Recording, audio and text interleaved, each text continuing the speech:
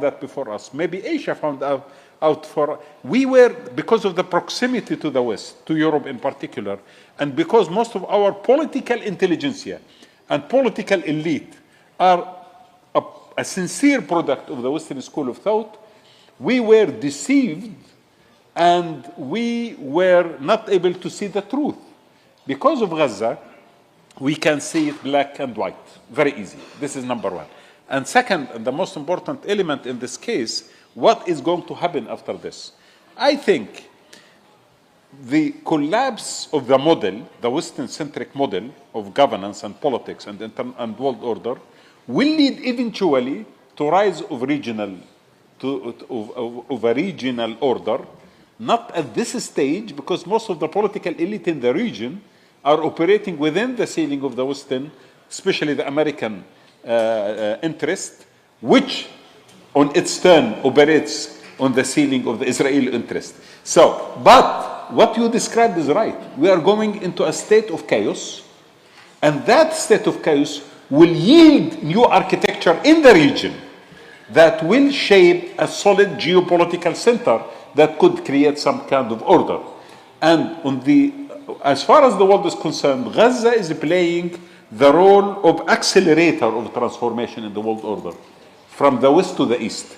And therefore, if we are thinking about the next 4 or 5 years, a conflict between the United States of America and its allies and China and its allies, I would say Gaza, as Ukraine before it, is playing that kind of acceleration.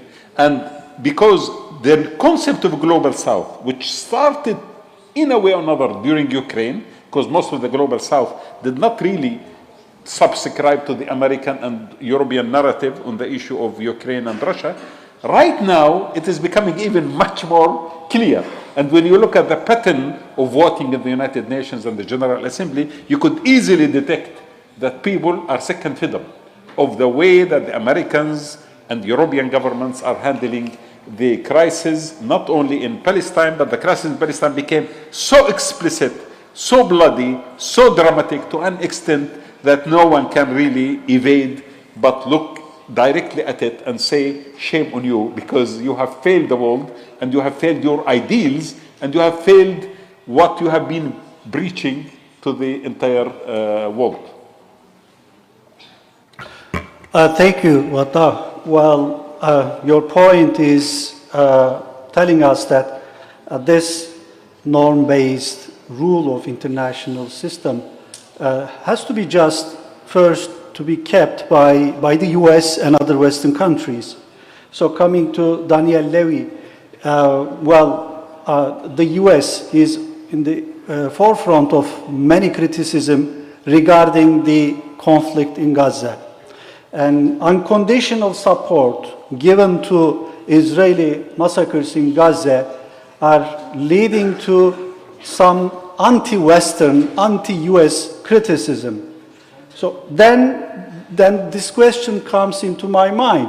What could be done by the Biden administration? What are the measures to be taken to make ceasefire possible and then peace efforts into tangible actions that we can have an even ground in the Middle East? So is the US ready to pay for such a role when coming the elections?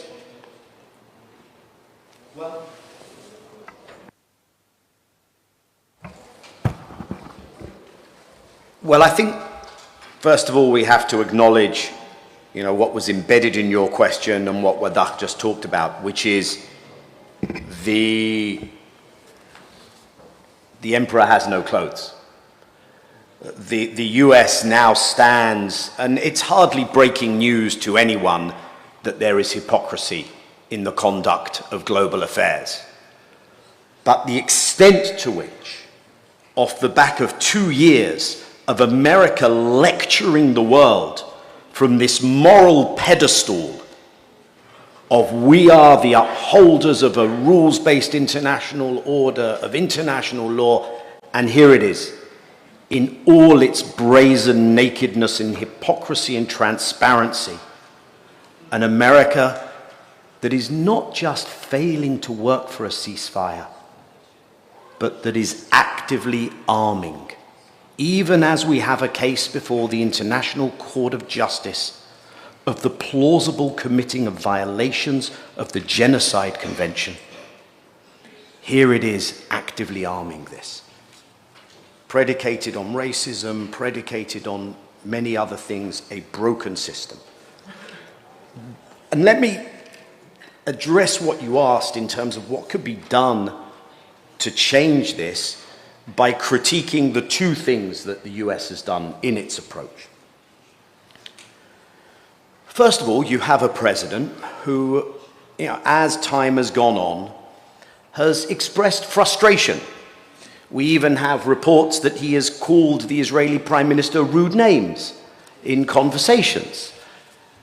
Now, I'm sorry, but this isn't serious. This is not leverage. This is not trying to achieve a ceasefire. We have seen some interesting kind of legislative and executive acts, mostly executive acts. So we saw an action taken to deny access to the financial system and sanction a number of Israeli settlers. Now, this is very curious. You have a massacre going on in Gaza, and the action you take is addressed to a handful of extremists. The Israeli settlement project is not the action of a few individuals. This illegal project is, and I am very familiar with it firsthand, is the action of a state. You can't have settlers without the state confiscating the land, arming them, providing them water, infrastructure, security. So the US has tried to look as if it might care for those who aren't really paying attention, but it has desisted from doing the things, and I am convinced of this, that could actually bring this to a relatively rapid closure. And next week it's 5 months, okay? Violations of international law, horrors on October 7th. Violations of international law every day since against the Palestinian civilian population. And as I said, what it would require is addressing the hard things in the bilateral relationship with Israel. The provision of weapons in particular, and to desist from providing political, diplomatic, and where possible, for the US legal cover to Israel. So we saw in the last week the US appearing in court at the ICJ with regard to the other case being considered for an advisory opinion. Now, I'm not saying that if America did those things, the next morning it would be over. What the US would have to do is to sustain a standoff, to be able to stare down an Israel which absolutely is reliant and dependent on the US over a period of days, perhaps weeks. But then I think the Israeli system would begrudgingly have to shift. The second thing that I would suggest they are getting horribly wrong, although I don't want to tell you that this is from naivety. I think that's too generous. And of course, there are those in the US system who know this, who would prefer a different policy. But that's not the president, and that's not how the politics stack up. The other thing they're doing wrong, and this is a cautionary message for other state actors and for the international community and perhaps for all of us, is they are trying to feed us this idea that the morning after we can go back to a peace process. But this time we'll be serious when we say the words Palestinian state. We might even recognize something. They don't say what they're going to recognize, what the borders would be, what the sanctions would be for the country that would be in illegal occupation of the thing that they recognize. But they want us to believe that there is this seriousness and this rosy possibility of a day after. But the tools they are bringing to the day after are precisely the same approach that has failed until now, and we can guarantee it will fail again. For those of you who were upstairs for the opening speeches, you saw that map of the vanishing Palestinian territories, of the Israeli settlements. And I think what they're telling us is that map of these tiny islands of Palestinian presence, we'll call that a state, as if no one will realize that it's actually a Bantustan. Now, I don't want to suggest that it's all bad news, because I do think that there is pushback. And I think we saw an interesting part of that pushback this week. In Michigan, in Ann Arbor, a college town, in those primaries. You know, it takes an effort to go out and vote uncommitted. So I don't think one should underestimate, whether in the US or elsewhere, the extent to which publics are not buying this. They're seeing through the lies of their political leaders. The extent to which people in so many places see the injustices in their own society and the injustices in the global order being played out in such a stark fashion on the question of Palestine. And so that gives me hope that the environment in which leaders and in which the American president is operating may be shifting, but so far, no. The Americans could end this, and they have chosen. Well, Daniel, you are not optimistic about the Biden administration or any American president's next administration, yes. But you gave us a light of hope, especially for the publics.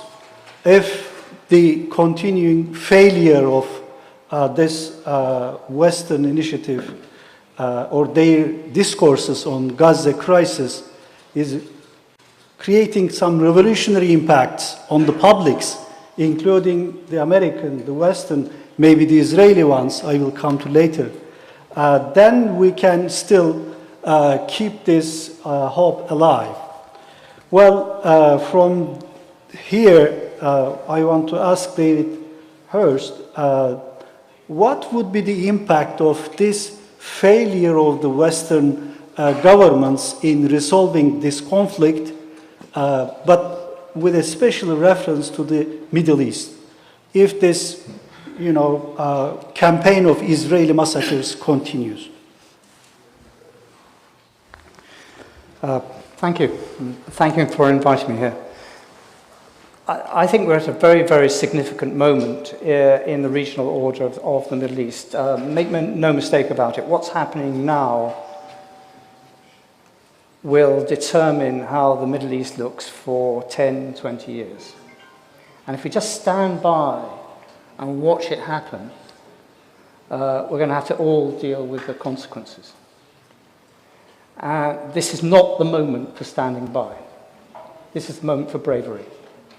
The West isn't showing any bravery. There's a key distinction between Ukraine and Gaza. Ukraine is fundamentally a European and a regional war, but it doesn't actually, at the moment, have a global resonance.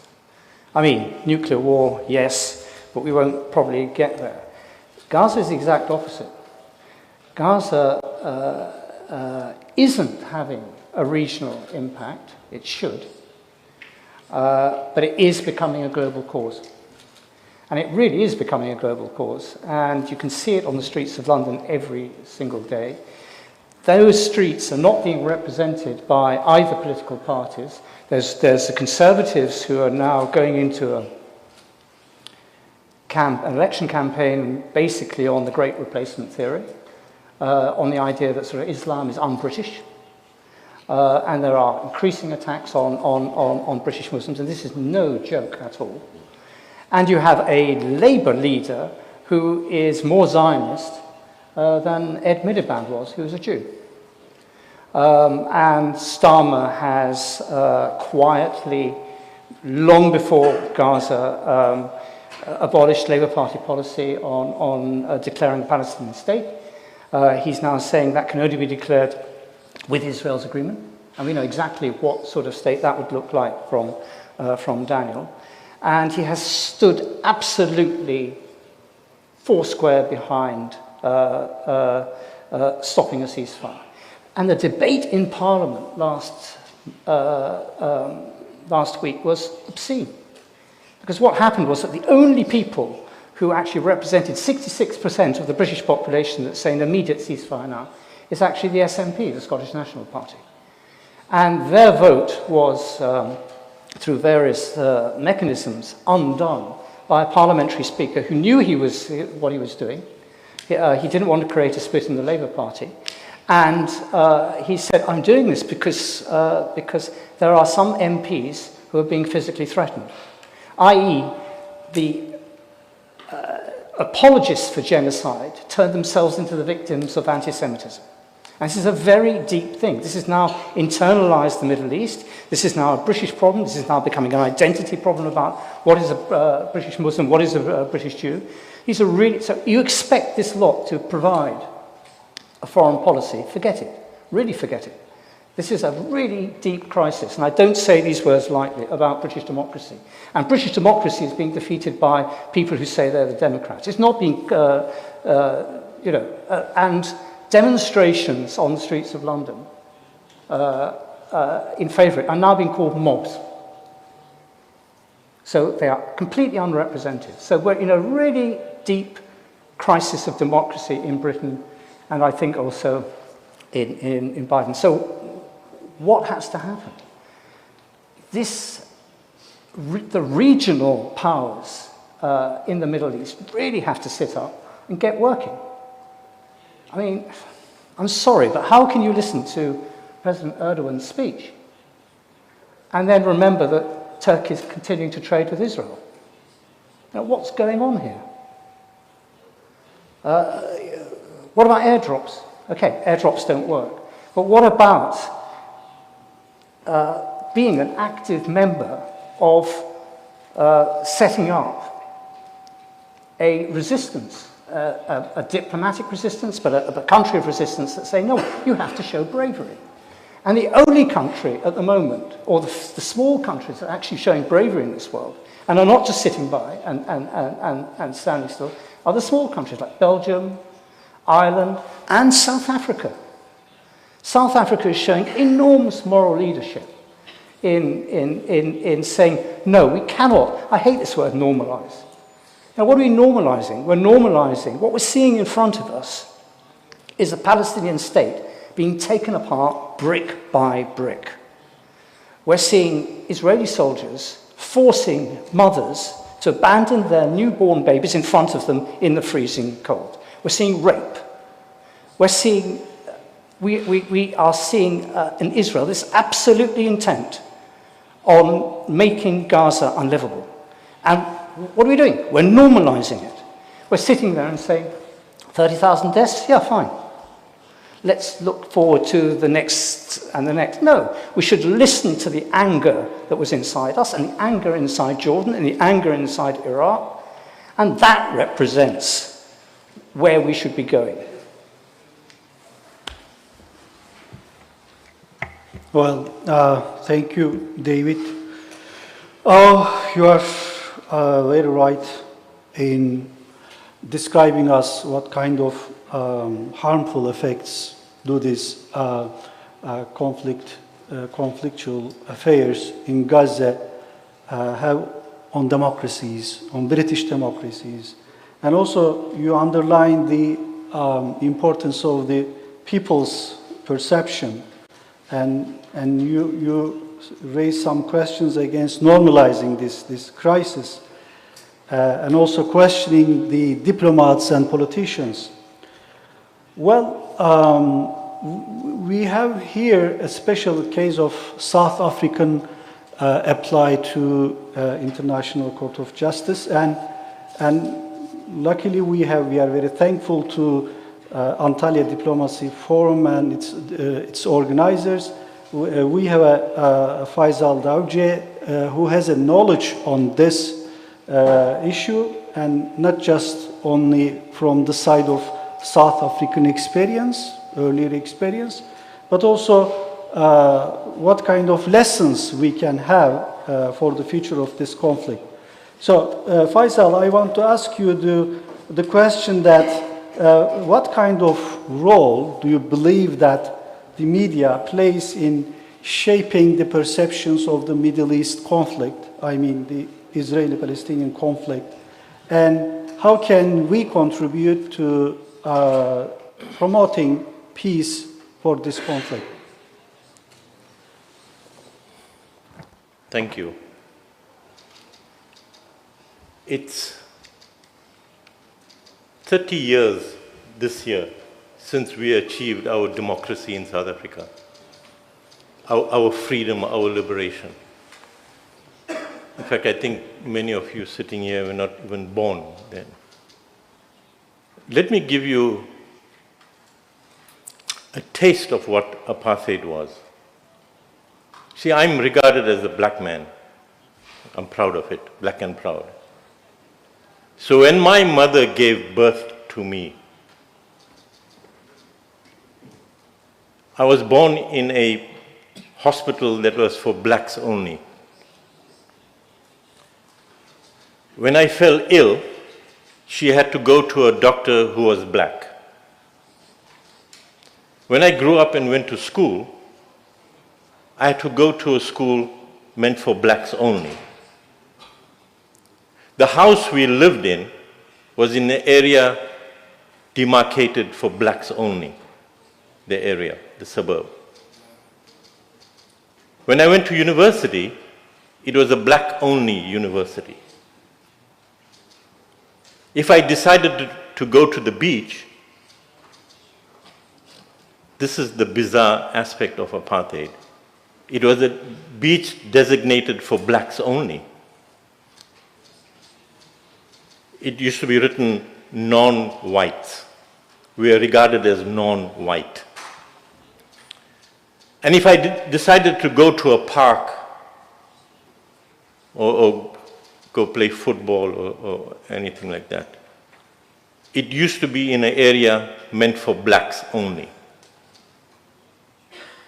And when you died, you were buried in a cemetery that was for blacks only. Think about this. So when South Africa lodged the application at the ICJ, it was not done to get publicity or on a whim. It was done because of a deep desire for freedom, oppression, and to speak out against apartheid. Remember that. And I want to pick up what David has said. It is absolutely shocking that it took South Africa to do it. No one else. This idea of the global South sounds very, very nice. It makes you feel good. But in my mind, it's a fiction. It's a myth. It doesn't exist. Because if it did, there would have been other countries leading that charge. It would have been Turkey. It would have been someone from the Middle East, from North Africa. What is this global South that we talk about? Maybe in the next 2 days someone will give me that definition. So let me get back to the ICJ. I don't know how many of you saw that presentation. And what struck you about that presentation? The first person to stand up to make South Africa's case, Adila Hassan, considered to be black, a Muslim woman, followed by a black African man, followed by an Afrikaner, white Afrikaner, followed by an white Englishman. That in itself should tell you what South Africa is all about. That the desire for the freedom of Palestinians is ingrained in our DNA. Since our democracy, every president has to address our nation on 2 occasions, in February and in November. For the last 30 years, every speech every president gives makes mention of Palestinians' rights, the inalienable rights of the Palestinians. So in 30 years, 60 speeches have been given about the rights of the Palestinians in our national parliament. So this is something we take very, very seriously in South Africa. Were we worried that there was no one supporting us? Of course we were worried. Of course the country is worried. We now face sanctions from the US and other countries. Where is that global solidarity to support South Africa? I mean, I've seen statements after the fact. Not even 24 hours before South Africa made the application, there was no one. When we look back, there was no one there. But great, everyone came after that. It's fine, we can build on that solidarity. But there's a lot of work that needs to be done. The South African experience, the overthrow of apartheid, took 300 years. And the last 30 years were the most brutal ever experienced. And in spite of Western countries refusing to implement sanctions against South Africa, we were able to mobilize communities and organizations throughout the world to put pressure on the Afrikaner government to such an extent that it was driven to the negotiating table. There are tremendous amount of tactics and strategies that you can do. The sports boycott, trade boycott, arms boycott, academic boycott, all of those things we did. It wasn't one big umbrella, it was little things that we did. When you look at what's happening in Gaza and Palestine, and you can't even call it a genocide because you're afraid that you might lose your job, there is something fundamentally wrong with you. This is a moral struggle. The political struggle against the West is something doesn't matter anymore. It's not important anymore because they've made their point very clear. They regard Palestinians and what Israel is doing part of their whole agenda. Today it's 100, tomorrow it's 200, yesterday it was 1,000. Doesn't really matter. But for people who have a deep sense of humanity and morality, it must matter. You have to care. Because if you don't, ask yourself this question: what is it that drives you as a human being? We as South Africans, we've put Palestine on the top of our agenda. Forget what Nelson Mandela said about the Palestinians. The late Archbishop Desmond Tutu, he said, after he visited Palestine, he said, what I have seen in Palestine is 10 times worse than what we experience in South Africa. Think about that, what I told you about my life experiences, times 10. You get a sense then on the kind of work that we have to do. Tomorrow, I think our foreign minister is here. She has gone under tremendous pressure. They've threatened her family. Not many of you know, but she's given the interview, so I can say this. They've threatened her family, her children. The forces have ganged up against South Africa. But we are unrelenting. Every time, every week, we are knocking on the door of the ICJ and saying, you need to do something. Why can't other countries do that? Thank you.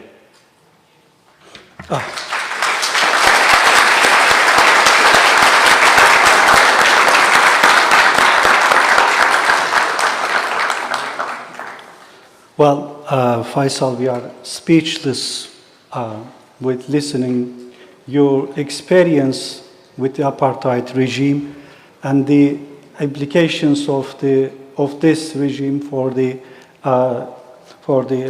crisis in Gaza. You raised skepticism towards the global South. I can share the same idea with you, but at the same time, we are happy to see that South Africa initiated this case against Israeli massacres, and this is a test of humanity, and South Africa proved herself that leading the world, whether global South or any kind of humanity, what we call it. And also, I agree with the reality that we should support the South Africa in this case, not to be punished by sanctions by the US or other countries. Well, I was planning to have a second tour, but we have 15 minutes left, and also I want to hear the questions and comments from the participants. So then I should raise one question for each panelist, and then let the floor to the participants, and your panelists will answer, if you want, my question and also other questions coming from the participants. So for Wadah, I want to ask you that what we are losing now while seeing these massacres in Gaza, but doing not enough as humanity. For you, Daniel, you are, I believe that you are closely watching the case against Israel, and what would be the implications of this case for the Israeli public opinion? Because some people tell that the direct solution could come from the Israeli people. They can change their government and they would be willing to have a real solution to this Palestinian question. Well, for you, David, what do you expect from this conflict for the future of the Middle East? I will ask again this question. You raised important subjects, but still I want to learn what kind of lessons can we have from this crisis. Well, for Faisal, I was trying to ask you what kind of lessons can we have, but you have still covered that lessons, but I believe that you can add some more. These are the questions of me as moderator. But I will direct the floor to your questions.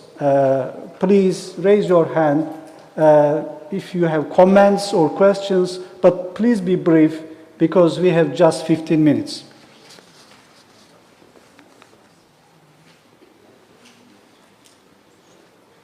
Thank you for coming. Firstly, before I ask my question, I really want to thank South Africa for taking the initiative and doing things in their parliament. As you talked about, the South Africa take initiative and took this problem to the International Court of Justice.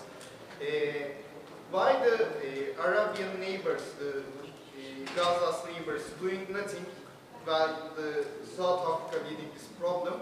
And my second question is, will the Western world support the South Africa in this court? So, to whom you are directing your question? One of our panelists or all of them? All of them. Okay, thank you. Any other questions? Thank you for coming. My question is, after 9/11, in the global world, we see that there's an anti-Islamic or Islamophobia spreading all around the world. But after October 7, do you think that this Islamophobia is gone or disappear in the world, or the people are become trying to learn what is Islam, and especially the Western world? And what do you think about? Do you think that they changed their mind about Islam? And what do you think about the Middle East people? Because when we say the Middle East, the first thing came our mind is Islam. So my question is this. Thank you. So much. I think Wadah and David would answer these questions. Okay, from the back.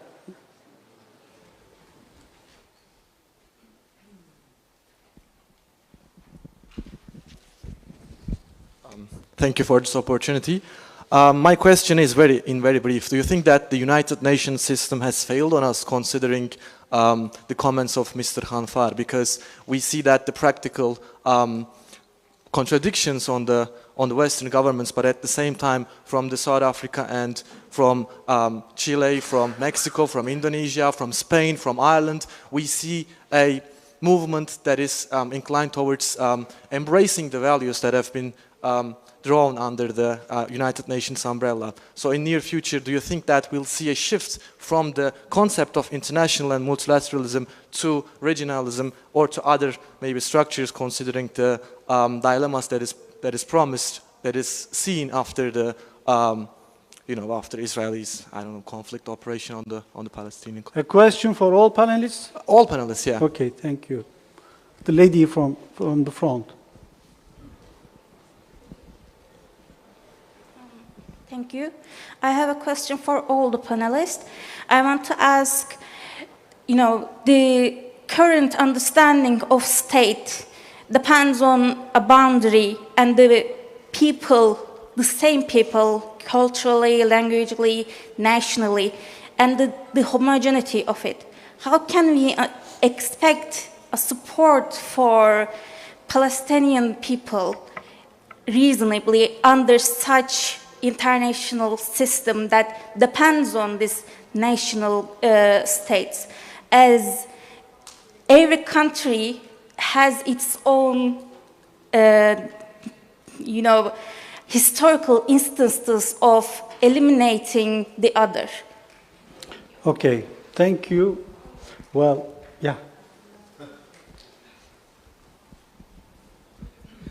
Maybe you touched upon this question, but I just want to ask your opinion about two-state solution and whether it's possible now, whether it would really create the conditions for dismantling apartheid in Palestine. To Daniel or all of them? Whoever wants to. Okay. One last question. My question is only one person, David Hurst. It's about European politics. That's why I was going to ask you. Conservative Christian thoughts are breaking the hope of immigrants. I was thinking maybe we can shape this topic about hope, about the immigrants who went to Europe. And as you said, there is an increased Islamophobia, racism, and even politicians are not scared to make hateful speeches.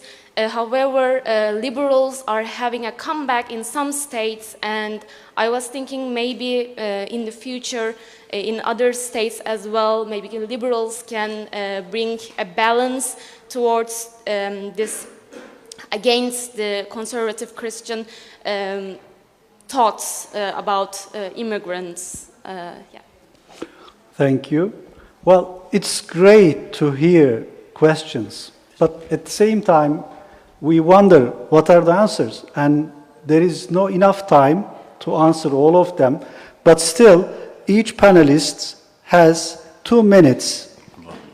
So I'm strict on that because the time is up. Okay. Let's first with Wadah. Okay. Thank you very much. 2 minutes, 2 points. A, the current nation state in the region is incapable of doing a lot for its interest, because it is a creation of the Western hegemony and the Western plan. Technically speaking, our countries, especially the countries in the Arab world, are planned and executed, and their existence is all owed to the British and the French. So it is not the state that has been designed to serve the interests of the people of the region. It is the state that was designed to serve the interests of the West. This is why we have paralysis now. Total paralysis. And I do not expect much of the current elite. If we need to have an imagination, we need to start thinking of an architecture in the future that could really restore a sense of dignity to the people and the sense of interest-based policies to our countries.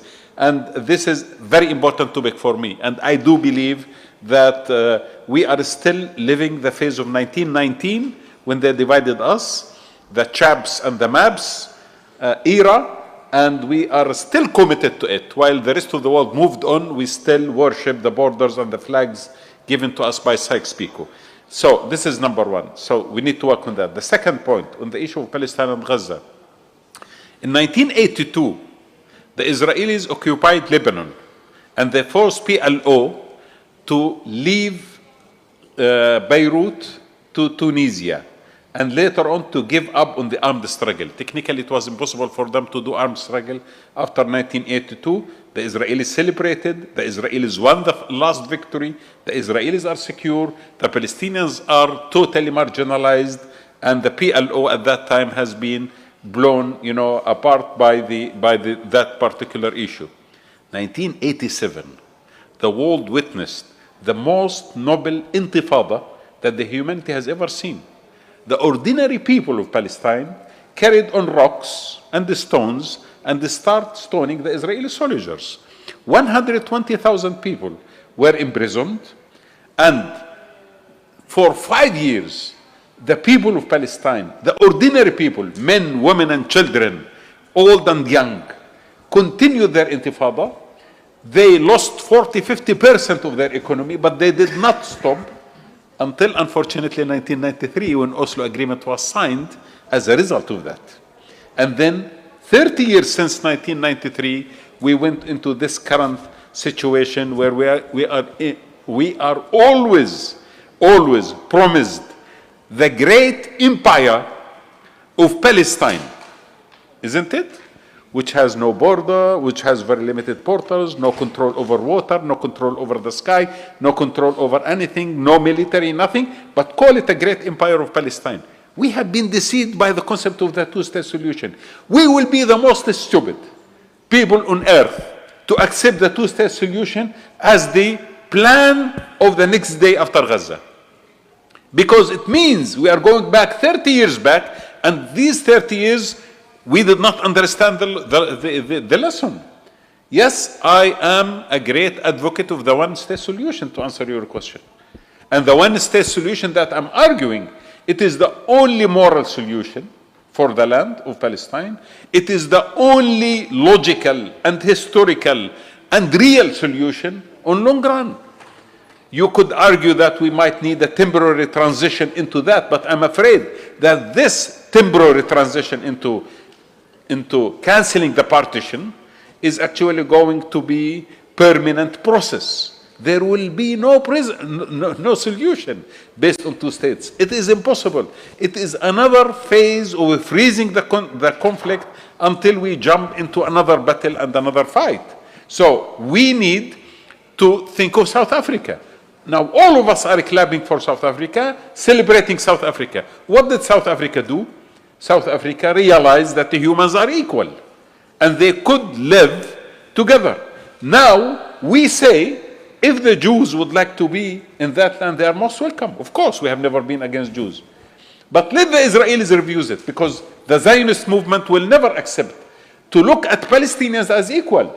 Let them refuse it and pay the price for refusing that. But we as Palestinians, we should never accept 22% of historical mandated Palestine and claim that we have achieved our rights. It's impossible. What about the refugees? What about the sovereignty of the land that we have? It's impossible that this is going to be the last solution. It's going to be a beginning of a much more bloodier conflict in the future. Well, thank you, Wadah. Well, I wonder Daniel, what would you say about this two-state solution? I'm going to address that. I'm going to try and make 3 points. I'll make them as quickly as I can, and I'll apologize in advance to the translation people. So first, on this question of has the UN failed, what's going on at the International Court of Justice, the key thing is if you are doing something and it is illegal, it is criminal, and it is wrong, and there is no cost or consequence in your personal life, in your business life, or as a state, then you're not going to change. And so what the International Court of Justice cases, both the one, and more importantly, in fact, the one brought by South Africa, and the call for an advisory opinion for those who followed this last week, this is to challenge Israeli impunity, because impunity is what leads to extremism by Israel, it's what leads to the destruction, and to hold Israel accountable. And if there is not a different cost structure, a different incentive structure, I do not think there will be change. Now, the problem is, well, first of all, you have to go to the court because the UN system is broken. Go back and look at the history of America using its veto in the UN Security Council. It does it over Israel. America has used its veto always over Israel. It's used it as much as all the other countries added up. But court rulings do not implement themselves, okay? So we have to understand there are also limitations. And this is where all kinds of other holding accountable, ending impunity, sanctioning. We talked here about arms trade, the economy. People, you're all consumers in your individual life. You make a choice what product to buy, what not to buy. So all these things matter if that situation is going to change. Secondly, the question of Islamophobia was raised, and I just want to very briefly say, I don't want to be over-optimistic and suggest that we're seeing a sea change, a post-9/11 moment, but there's Palestine and then there's global Palestine. And what many people here have talked about is the way in which people see in this struggle an avatar for a much bigger struggle. And I think, and the coolness, right? It's become cool, the songs, the videos, the dance, coolness amongst horrendous realities. What I think that will change how some people view Muslim communities in those places in the West where that kind of mobilization of a generation around Palestine has happened. And crucially, I would say,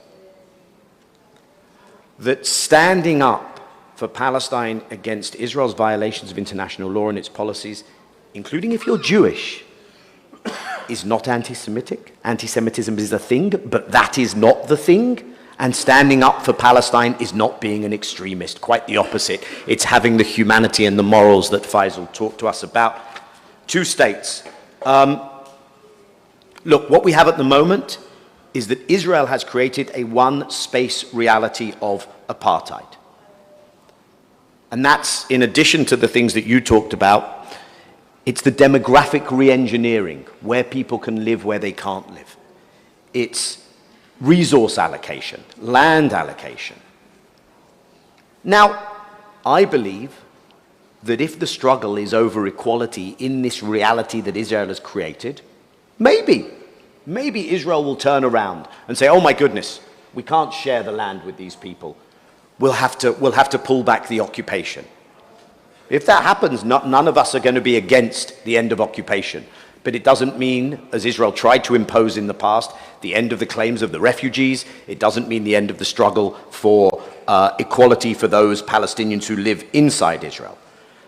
But I do think that partition has been used as a tool of structural violence, as a tool of dehumanization, and it's mutual dehumanization, and as a tool of apartheid. So I think we have to open our eyes and look at this option that Wadah said, this option of equality, because it's the way we can rehumanize each other as well.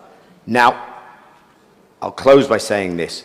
To do that, we need people power, but we do need state power. That's why it mattered what South Africa did. That's why it matters what other state actors are going to do.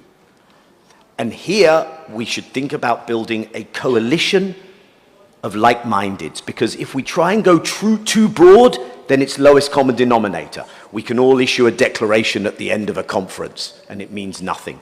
But if countries who are really willing to act mobilize together, then maybe they can do some of the things South Africa has done and have each other's backs. And if we can shift that narrative, not to go back to talking about two states, but to talk about apartheid, we can shift how we mobilize and campaign and do advocacy, then I think we can change the power and change the reality. Thank you. Thank you, Daniel. Well, David, it's your floor. I mean, many of the points I was going to make have been made much, much better by Daniel and Wadah. I mean, what lessons can we learn from this crisis? Well, we cannot repeat the mistakes of the past. And Oslo wasn't just a hoax, but it was also a system of assumptions that carry on very, very much to this day, and you can all list them. The assumption is that Palestinians can't choose their own leader. It has to be vetted first by someone else, and that leader has to be a safe one, a mukhabarat, or someone who is comfortable in Washington and Tel Aviv. It can't be someone who's in prison. There's an assumption there. I mean, if you could actually imagine what a Palestinian state would look like on any land with all of those attitudes still in place. No, you can't have Hamas, you can't have free elections, you can't have any elections at all, because there might be some sort of free choice involved here. And by the way, every time you want to fly anywhere, you need our permission. I mean, just what sort of state would that be? The two-state solution has never, ever, and I would say even before the Madrid conference, been about two states. I had a fascinating conversation before he died with a former advisor of King Hussein, who shuttled between Yevgeny Primakov, who was then the Soviet Union's man in the Middle East, and Baker, who was then the Secretary of State, the US Secretary of State. And it was a fascinating discussion about actually, this was a long time before Madrid. This was King Hussein trying to find out from his man there what was going to happen at the Madrid conference. And Baker just simply told him, quite simply, look, forget the Palestinian state. It's not going to happen. What you're going to have is something more than a local authority and less than a state. And that was before, and Yevgeny Primakov, the Russian, said, forget a Palestinian state, it's not going to happen. We're not talking about that. And that's before Madrid. So in fact, how much has actually changed? What we've now got to do is say that, and recognize the fact that an Israeli politician who is prepared to forcibly evict up to 1 million settlers in the West Bank, in East Jerusalem, and in the Golan Heights doesn't exist. He hasn't been born. If that is the reality, then those settlers will stay there. If those settlers stay there, everyone stays where they are, and there has to be a right of return as well. If we're actually going to have this Palestinian state starting, it has to be done on extremely different lines to the one that is there now. There's none there now, but you cannot have a formula of one state which is being formulated and has expanded and expanded. What has happened during the Gaza campaign? There have been something like 600 settler attacks on Palestinians in the West Bank. That's what's really happening. It's what's happening off stage that matters. Israel is, with all its different tribes, with all its wars, with all the splits between the military that are not prepared to go into Rafah or can't go into Rafah just yet, and the political elite, it has a common purpose. It has a DNA, and that DNA is to expand and kick Palestinian farmers out. And that has to be combated. And the only way you can do that now is by devising a settlement on equal citizenship. It's the only formula left. Now, you can call it what you like. You can call it a confederation. You can call it a Jewish state when it comes to Israeli sovereignty. You can call it a Palestinian state when it comes to Palestinian sovereignty. There are myriad and one ways of doing this, but we have to now completely rethink the Oslo formula from the bottom up. On the question of immigrants. This is, I can't be optimistic because this is something that is happening Europe-wide. Look at the debate in Italy. Look at the debate in Germany and in France. The far right is actually on the move. And you have a killer combination of immigration and neoliberalism.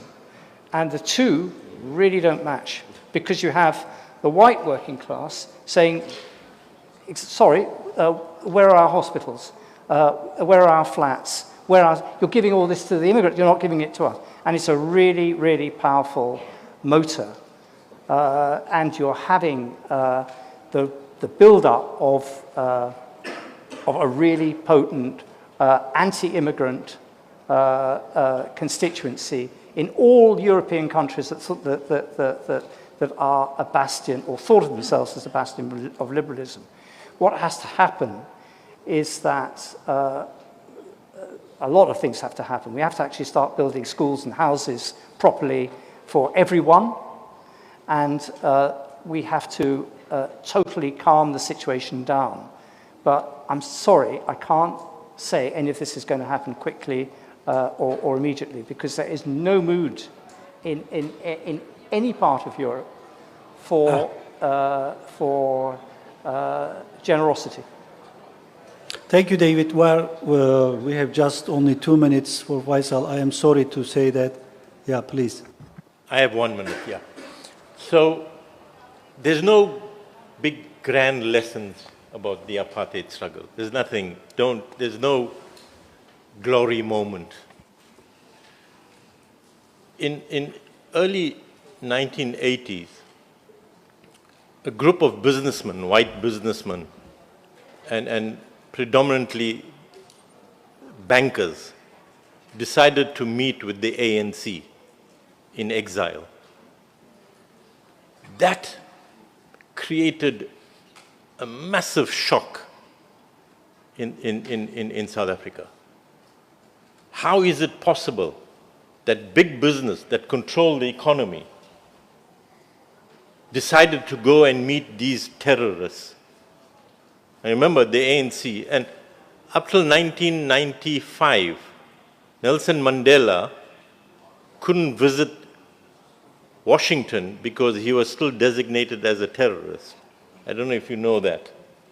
They had to pass a special law to remove him from the terrorist list. So, in the minds of the people, why are these bankers going to meet with the ANC? Because the bankers and the businessmen realized that at a certain point, apartheid is not sustainable. The idea of the separation of people is not sustainable, besides the fact that it was affecting their profits, their bottom line. But come 1985-86, the state was at its most vicious. It killed thousands of people. I had to leave my home in 1988. I had a knock on my door. It was the security police. We decided I had to go to London and just wait. 1990, 1 year after that, the Afrikaners, the government decided to unban the ANC.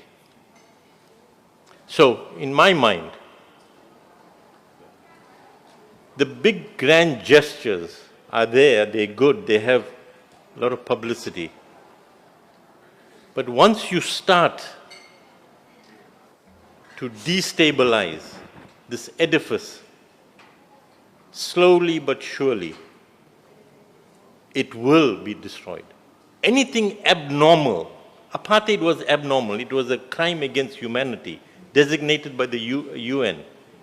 Anything that is abnormal has a limited lifespan. I agree with David. There is not that figure that's going to turn this around in Israel. You can hope and pray. That's it. My last lesson. Please. Yeah. Why Palestine is still important? Many of you know of Cape Town, beautiful city, mountain, and all of that. It's the capital city of the province of Western Cape, Western Province. For the last 14, 15 years, it's been governed by the opposition party, the Democratic Alliance, predominantly white businessmen who run this. They're very good at running it. And in the province, there's a huge Muslim population. And for the last 2 elections, the opposition party won because of the Muslim vote. This year we have elections in May 29, we have elections, national elections. And for the first time in the last 15 years, the opposition party that's been ruling are in danger of losing the Muslim vote because of Palestine. Thank you. Thank you. From the domestic to the international, for us, Palestine is still important. Thank you. Yeah, thank you.